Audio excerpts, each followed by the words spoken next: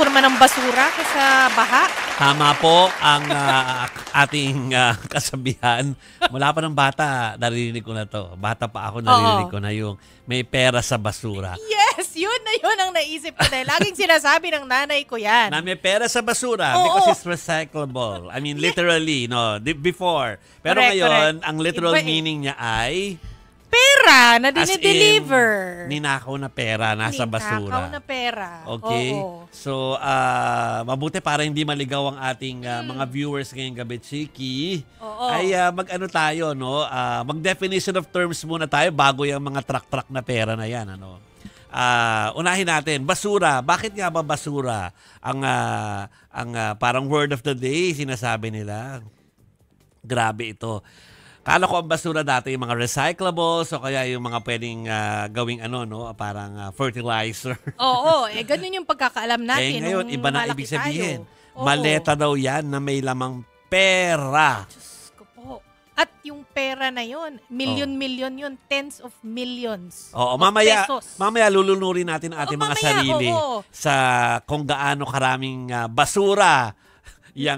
Saka pumabalik din pala sa loob ang basura, no? Kapag nagtapon ka ng basura, parang bahang babalik sa'yo yung basura. Totoo. Para napaka-literal po ng mga tagline na yan. Anyway, bilihan. Ano ibig sabihin nito, Chiki? Bilihan. Bilihan, mga kapatid, ha? Baka inisip nyo yung mga bilihan sa kantin o bilihan dun sa supermarket, sa department store, sa Kadiwa. Okay. Ito po, ang bilihan po sa konteksto po nitong mga maanumalyang flood control projects ay lalapit sa ibang congressman para hingin kung may natitira pang pondo. So, ang matitira daw ng 20% sa kongresista. Oo, in-explain niyan kanina. Nung mga senador na ngayon, pero dati kongresista.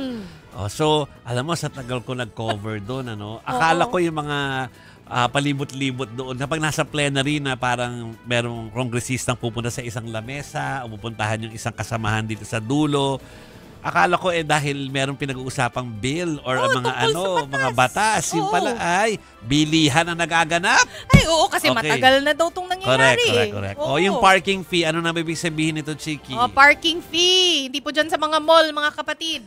Ang parking fee po, sa konteksto natin ngayong gabi, pumapayag ang district congressman na ipasok ang proyekto sa kanyang lugar. So, kumbaga, may consent. Yeah. Oo, sa kongresista. Na maglagay ng kung anumang proyektong yan. Ito parang literal yung sagasa kasi parang hit and run daw, sagasa. Sabi kanina. Actually, hindi to bago na narinig natin this week. Mga last week, narinig na po natin tong parking fee at sagasa. Pero for those na hindi po nakakaalam, itong sagasa po, mga kapatid, ipinipilit ipasok ang pondo kahit tutol ang lokal na kongresista. Grabe, pwede parang ipalang ipilit yun. Hit and run. Grabe. Yeah. Ito rin, mga allocable at saka non-allocable. Narinig din natin tong dalawang to last week, mga kapatid. Ang allocable po ay nakabatay sa parametric formula na tutukoy ang ceiling o limitasyon ng budget kada distrito. So may limitasyon pala to. Ang non-allocable, hindi parte ng district allocation, karaniwang napupunta regional o central office. Yeah. Okay, so mga kapatid, yung iba ko po kasi sa inyo baka po hindi nakapanood kanina dahil nasa trabaho sila, Chiki. Buong araw. O kaya ay nasa eskwelahan. Ganun naman tayong taxpayers nagtatrabaho buong Katrabaho araw. tayo para kitain natin ang basura na kanilang iniipon para yumaman sila. 8 hours a day po ang trabaho natin. Minsan may overtime pa, minsan nahihiya pa, wala pang overtime pay. Kaya po, amin pong pinapaliwalag sa inyo kung ano yung mga terminolohiya na kalat na ngayon sa social media. Kung bakit ba usap-usapan ng basura, yung bilihan, yung parking fee, tsaka yung sagasa, yan na po yun. Ilan po yan sa mga terminolohiya na binitiwan po ng mga witness at saka ng mga senador at mga lawmakers po. Kanina, doon sa napakahabang red ribbon. Blue ribbon hearing. Blue ribbon hearing po, mga kapatid. Yung latest talaga na nagpasabog, yung dating sundalo na si Orly Regala Guteza. Diba? At dito natin narinig yung terminong basura. Yes. Ano po kasi siya, mga kapatid, yung dating sundalo na si Orly Guteza, ano po siya, na nagtatrabaho, no, under kay Kong Zaldico. Yes. Since December 5, 2024. Grabe, nasabi yung address, ano? Address. Oo, sinabi na lahat. Sinabi eh. lahat. Oo. Sabi niya, bawat umaga, so na-hire siya, December 5, Yes. 2024, bawat umaga daw, nandun po siya sa BGC, sa Horizon Residences, kung saan po nakatira si Kong Zaldico. Tagabuhat po siya ng basura. So, pag sinabing basura, may duty sila sa basura, Yes. nagde-deliver sila ng pera. Yeah. Pwede Oo. pakinggan muna natin yung soundbite tapos saka na tayo mag-deep dive doon sa basura na yan. Sige. Ha? Oo. Pakinggan muna natin to. Tuwing may duty detail ako sa basura, pumupunta kami sa 28 Ladybug Corner, Dragonfly, Valle Verde 6, Pasig City. Tagabuhat lang ako ng malita ng basura. Ang ibig sabihin ng basura ay malita na may lamang pera.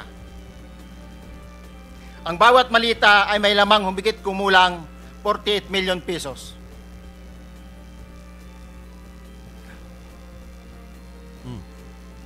Ang bawat malita ay may push-it na nakadikit na nakasaad kung magkano ang laman ng bawat malita. Tuwing may duty detail sa basura, may pumupunta na tao na magde-deliver ng basura at nire-receive ni John Paul Estrada at Mark Tiksay. Okay. So, doon umikot yung usapin kanina tungkol sa maleta na, by the way, Rimowa.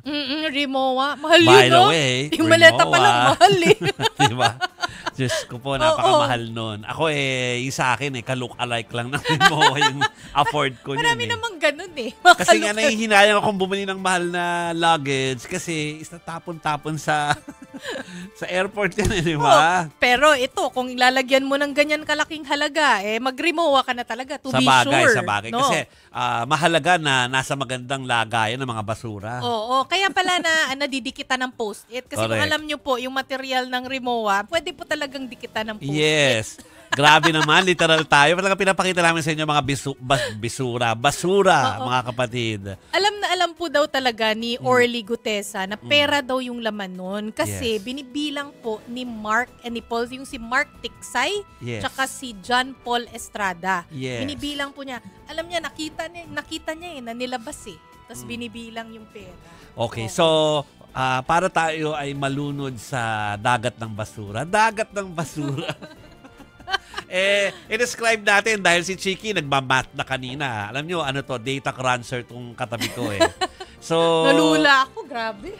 si Chiki na eksperto, nalula eh. No? So, yung basurang tinatalakay po dito ay talagang bilyones na halaga Oo. ito, no? Oo, Chiki. baka nagtataka kayo bakit 35 yan. Nakikinig ako ng mabuti dito Okay. kanina eh. Kasi itong one time po, so ang sinasabi ni Orly Gutesa, average of 3 times a week nagde-deliver, no? Doon Yeah. kay Kong Zaldico. Tapos 3 times a napupunta- week? Yes. Or 3 times every week? 3 times a week. Okay, okay. Oo. Yeah. Average yon. Alam niya yon dahil nakikita po nila, Mm. nakikita pala ni Orly dun sa GC nila. Mm. Okay? And this one time, ay nag-deliver sila ng 46 na maleta, no? Yung Rimowa siguro to na maleta. Basta 46 na maleta na Each delivery. Oh. Each delivery. Ah, 46? ito, one time to. One time. Itong 46 na maleta po, mga kapatid, na 48 million ang laman kada maleta. So, 2.2 billion yon. 2.2 billion pesos. Ngayon, kung bakit 35 yung nakita nyo dyan kanina, mga kapatid, dahil yung 35 po na yon ay i-deliver dun sa 42 McKinley Street. Kay dating House Speaker daw, Martin Romualdez. Ang sabi po ni Gutesa, yung 15 naman po na maleta ay maiiwan po kay Kong Zaldico. Oo. Kasi may yun. mga parte-parte. Oo. Umano ha, mga kapatid. Oo. Pero hindi na to nagtatrabaho si Orly Gutesa ha, kaya Kong Zaldico dahil nag-resign po siya nung August 5 nitong taon lang. Oo. Yan. Oo. At kaya siya nagbigay ng kanyang salaysay, testimonya, dahil gusto niyang mapasailalim sa Witness Protection Program. Yes. Yun. Kasi yes. in danger na po siya. Yung pamilya may niya. nalalaman eh, di ba? O again, yung po pinag-uusapan namin ni Chiki ay base po doon sa written affidavit po kanina. Sabihin, ito po ay mga salaysay mula doon mismo sa witness. Ito ay kasi baka bilang tayo i-demanda nung ano. Pero hindi pa kami takot kasi talagang alam namin na ito ay galing mula sa affidavit po ni Orly. Oo, source to ni na ipresenta ni Senator Rodante Marcoleta dahil tumawag daw sa kanya si dating congressman na Mike Defensor. Sabi, uy, may gustong dito, may gustong magbigay ng kanyang salaysay. Yes. So, sabi ni Senator Rodante Marcoleta, o di sige, kikitain ko. Tapos yun, nagkita sila, binasa niya yung salaysay, sabi niya, sige, panotaryo mo yan, at kung gusto mo talaga, edi lahad mo dun sa Senado. Correct. Senate Blue Ribbon Committee. At yan na nga po, kanina. Okay. So, sige. Puntahan natin. Yung pong, di alam na natin, at least yung transaction na kung saan po nasabi ang pangalan. Well, yung noon pa naman nasabi, yung pangalan po ni Congressman Zaldico. Pero for the first time po sa hearing kanina, na-mention na ang pangalan po ni dating House Speaker Martin Romualdez. Correct.